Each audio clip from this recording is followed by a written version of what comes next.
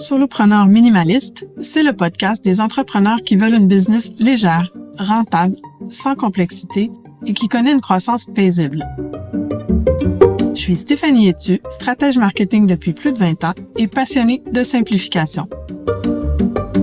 Dans ce podcast, je te partage comment simplifier ton entreprise et ton marketing sans techno compliqué, sans équipe de vente et surtout sans suivre un modèle figé imposé par quelqu'un d'autre.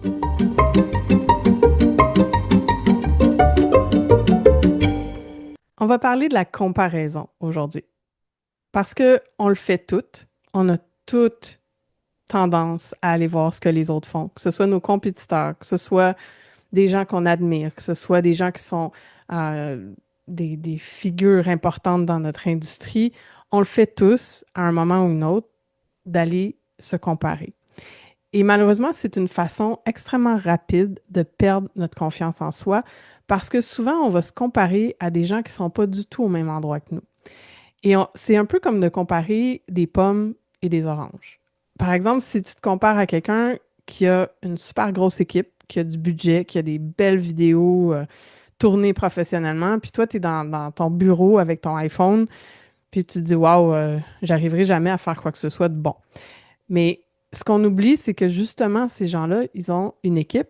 Et si on prend des grands qui sont très connus, comme par exemple Alex Hormozy, il a déjà dit dans une de ses vidéos qu'il investissait 100 000 $ par mois uniquement dans sa création de contenu. Donc, d'essayer de se comparer à quelqu'un comme ça ou d'essayer de se comparer à quelqu'un comme Gary Vee qui a un vidéaste qui suit 24/7 pour filmer tous les mots qui sortent de sa bouche, c'est sûr que tu vas avoir l'impression que tu n'es pas assez bon. Donc, il faut vraiment apprendre à, de un, arrêter complètement de se comparer, idéalement, mais je sais que c'est presque impossible, on le fait, on va tous voir un peu ce que les autres font, mais d'essayer au moins de se comparer à des gens qui sont au même endroit que nous. Et se rappeler que même ceux qui sont plus avancés, ils ont commencé à zéro à un moment donné. Ils ont commencé avec des salles où il y avait 3 personnes à leur séminaire. Et ce qu'ils ont fait, c'est qu'ils ont vu chaque action comme une expérience, un test sur lequel ils ont pu s'améliorer. Et quand on ne fait pas ça, quand on est plutôt dans la comparaison simple et qu'on ne regarde pas le niveau de l'autre par rapport au nôtre, puis qu'on fait juste se dire qu'on n'est pas bon, bien, ce qui arrive souvent, c'est qu'on va tester une offre, on va avoir 3 personnes qui achètent, et là, on va se dire qu'on est nul, parce qu'il y a juste 3 personnes qui ont acheté, et on va juste passer à autre chose, et là, notre confiance en nous va diminuer graduellement. Et là, ça fait une spirale descendante où j'ai eu un petit résultat, je me juge, je change tout, je repars de zéro, puis je viens me confirmer encore une fois que je suis nulle. Donc, à la place, c'est plutôt de se dire, je vais essayer quelque chose. Il y a peut-être juste 3 personnes qui vont acheter, mais je vais quand même livrer mon meilleur contenu, la meilleure chose que je peux, puis je vais connecter en profondeur avec ces gens-là et je vais créer du lien. Et peut-être que la fois suivante, tu vas avoir 5 personnes, puis la fois d'après 10, puis la fois d'après 30, puis ça va créer une spirale ascendante où ta confiance, elle va se construire. Moi, c'est quelque chose que j'ai eu beaucoup de difficultés à surmonter. Je n'étais pas tant en train de me comparer à des gens énormément plus avancés que moi, mais j'ai beaucoup d'années d'expérience en affaires. Et en ce moment, ben, je suis quelqu'un qui a formé plusieurs personnes qui ont énormément plus de succès que moi aujourd'hui. Et ça, il y a eu un moment dans ma carrière où ça a été vraiment difficile à surmonter. Je vivais beaucoup de frustration par rapport à ça parce que je me disais, c'est pas juste, il y a quelque chose que je comprends pas, il y a quelque chose que je fais pas bien, je sais pas quoi. Et j'ai dû vraiment prendre le temps de vivre cette frustration-là, de reconnaître qu'elle était là, puis de me demander pourquoi ça me frustrait. Et ce qui m'a aidé beaucoup, c'est de revenir au moment présent, de revenir au fait qu'on a chacun nos saisons aussi dans notre carrière, dans notre vie. Moi, j'ai eu des moments qui ont été extrêmement difficiles. J'ai dû repartir mon entreprise presque de zéro à un moment donné. Donc, évidemment que je ne peux pas me retrouver au même endroit que quelqu'un d'autre qui, par exemple, n'a pas d'enfant, pas de responsabilité, puis que travaille tout le temps ou quoi que ce soit et qui peut foncer d'une manière différente. Donc, Ce qui m'a aidé beaucoup, c'est d'apprendre à apprécier le moment présent et à me dire que tout est OK, tout est parfait et que j'ai juste à me regarder le nombril à moi-même, en fait. Et d'arrêter justement de me comparer et de juste partir d'où je suis aujourd'hui et de dire qu'est-ce que je veux de mieux, de différent, puis de continuer à avancer. Et c'est OK. Et même aujourd'hui, ça m'arrive de lancer des choses et que ça ne fonctionne pas du tout. Ou ça m'arrive d'être paresseuse et de ne pas avoir de résultats. Euh, et c'est OK, en fait. J'apprends à beaucoup apprécier ce qui est là et à construire là-dessus plutôt que de me comparer et de me dire aujourd'hui que je suis pas bonne ou quoi que ce soit. Donc aujourd'hui, j'ai des bons résultats, ma business va bien, la croissance est là, mais ça ne veut pas dire que tout va toujours bien. Donc, je vous donne un exemple très récent. J'ai fait un café virtuel dans une de mes communautés, puis il y a une seule personne qui est venue. Et j'aurais pu être super déçue. Mais à la place, je me suis posé deux questions. Donc, premièrement, qu'est-ce que j'aurais pu faire autrement pour qu'il y ait plus de monde? Donc, cette fois-là, j'avais envoyé aucun rappel. Et ça, c'est de la paresse ou de l'auto-sabotage, j'en ai aucune idée. Mais j'avais pas dit à personne. C'est comme si je l'ai dit du bout des lèvres une fois dans un commentaire en dessous d'une publication et il y a quelqu'un qui l'a vu puis qui l'a mis à son agenda, mais elle était toute seule à le faire, puis c'est OK. Et la deuxième question que je vais me poser, c'est est-ce que j'ai eu du plaisir à le faire? Et dans ce cas-là, ben, ça a été un grand oui. J'ai eu une super belle conversation avec quelqu'un. On a connecté à un niveau plus deep, plus profond. J'ai bâti du lien.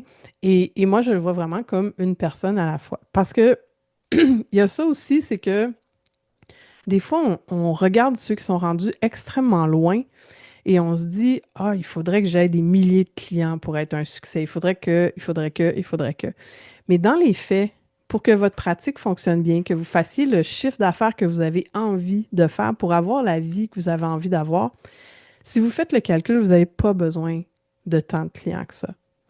Et donc, en arrêtant de voir les grands nombres dès le départ, puis en vous disant plutôt que moi, mes clientes, c'est pas des numéros, je veux apprendre à les connaître, je veux aller voir plus loin que l'image qu'elles projettent, par exemple.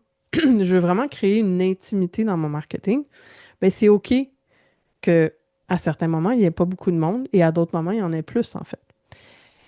Et même si on ne le fait pas stratégiquement, ça a un impact parce que ces gens-là qui ont vécu ce moment-là avec nous, quand c'était dans un plus petit environnement, bien souvent, parce que le lien est plus fort, ils vont rester clients plus longtemps parce qu'ils se sont sentis vus, ils se sont sentis entendus. Et moi, ce qui est arrivé souvent dans ma carrière, c'est que j'ai fait des fois des offres où il y a eu très peu de monde, mais ces gens-là ont tellement trippé qu'ils m'ont référé des gens ensuite. Parce que une fois que les gens vous connaissent mieux, ils sont plus en mesure de vous recommander à quelqu'un d'autre. Donc, plus on apprend à arrêter de regarder ce que les autres projettent et à regarder ce que nous, on a envie, puis où à l'endroit où nous, on est, puis vers où on va aller, ça devient quelque chose de beaucoup, beaucoup plus positif. Puis ce qui est important aussi de retenir, c'est que on ne sait pas quand notre persistance va faire basculer quelque chose. Donc, notre succès n'est pas nécessairement toujours linéaire. Des fois, c'est à la première tentative qu'on a un succès, des fois c'est à la troisième, puis des fois c'est à la 15e. Puis on ne le sait pas à l'avance. Et si on fait toujours les choses juste une fois en mode ah ben moi j'ai pas de succès, je suis pas bonne, puis qu'on recommence de zéro à chaque fois, on peut jamais perfectionner quelque chose et on peut jamais prendre le temps d'aller voir qu'est-ce qui n'a pas fonctionné, qu'est-ce que je peux faire autrement, puis comment je peux améliorer la chose en fait. Et l'autre élément qui est important, c'est la façon qu'on mesure notre succès dans tout ça. Donc, le succès, c'est pas juste les chiffres de vente qu'on voit dans une story, c'est aussi ton niveau de liberté, ton niveau d'énergie, la qualité des relations que tu crées avec tes clients. Et il y a souvent un très, très grand écart entre ce qu'on voit en ligne et la réalité derrière. Et des fois, on voit des gens qui ont des profils, soit sur Instagram ou sur Facebook, sur YouTube, ils ont des vidéos hyper léchées, dans des environnements super luxueux, avec des beaux vêtements et tout ça. Et on se dit, waouh, tu sais, ils ont tellement plus de succès que moi. Et la réalité peut être complètement différente, en fait. Ça se peut que ces gens-là soient complètement malheureux, derrière. Ça se peut que ce soit un front complet qui est bâti puis qui est pas réel. Comme ça se peut que ce soit aussi la réalité. Mais ce qui est important, c'est d'aller voir comment je réagis face à ça. Qu'est-ce que ça déclenche chez moi? Et plutôt que de le voir comme quelque chose de négatif, qui est comme une jalousie qui monte, d'apprendre à le voir comme quelque chose de positif qui est une aspiration. J'aspire à ce genre de choses-là ou pas, en fait. Parce que des fois, on se rend compte qu'on est jaloux de quelqu'un, qu'il y a une jalousie qui monte parce qu'on s'est comparé à quelqu'un. Puis dans les faits, quand on regarde sa vie que la personne transpose sur les médias sociaux, on se dit, mais moi, je veux pas aller vivre à Dubaï. Donc, c'est important aussi de voir quand on se compare, qu'est-ce que ça vient déclencher chez nous. Et je pense qu'il faut vraiment arrêter de courir après le volume tout le temps, après l'hyper-croissance et qu'on devienne un peu plus intentionnel avec notre modèle d'affaires pour que ce soit pas juste une liste de gros chiffres qu'on a mis de l'avant, mais qu'il n'y a pas de profit en arrière, ou que ce soit une façon de faire qu'on a décidé pour notre entreprise parce qu'on a modélisé sur quelqu'un d'autre, mais que en fait, c'est pas ce qu'on voulait, puis on se retrouve à s'éteindre tranquillement dans notre business. Donc, l'important, c'est de prendre un moment pour regarder en arrière de temps en temps. Moi, je suis pas super bonne pour faire ça, mais chaque fois que je le fais, ça vient me montrer le chemin parcouru. Puis ça, c'est extrêmement puissant.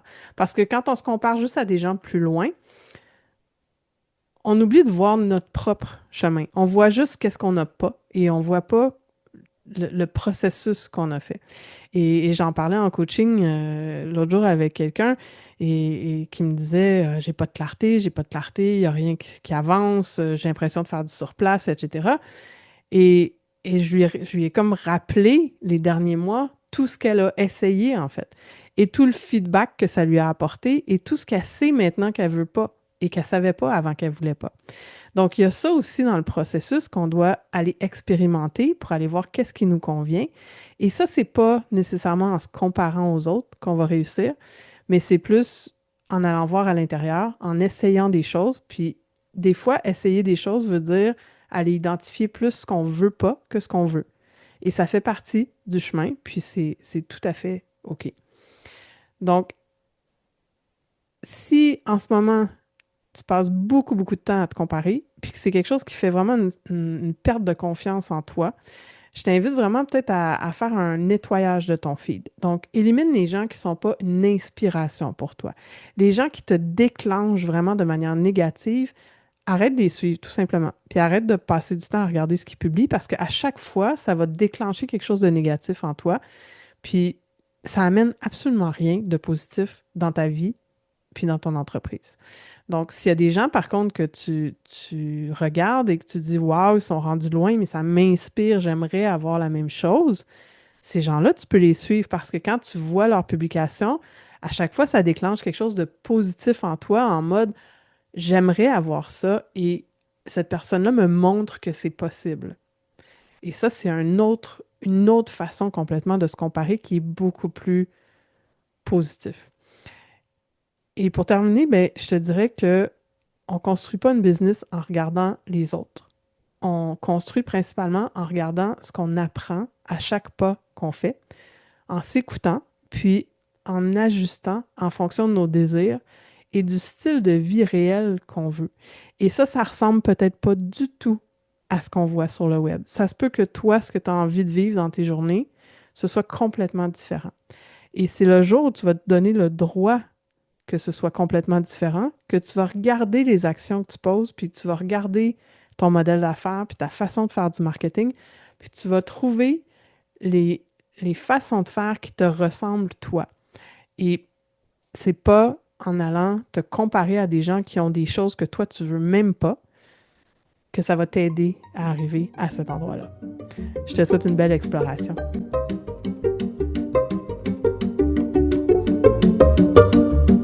Merci d'avoir écouté cet épisode de Solopreneur Minimaliste. Si le contenu t'a inspiré, pense à le partager ou à laisser un avis. Et si tu veux aller plus loin, retrouve mes ressources et mes accompagnements sur stéphanieetu.com. À bientôt!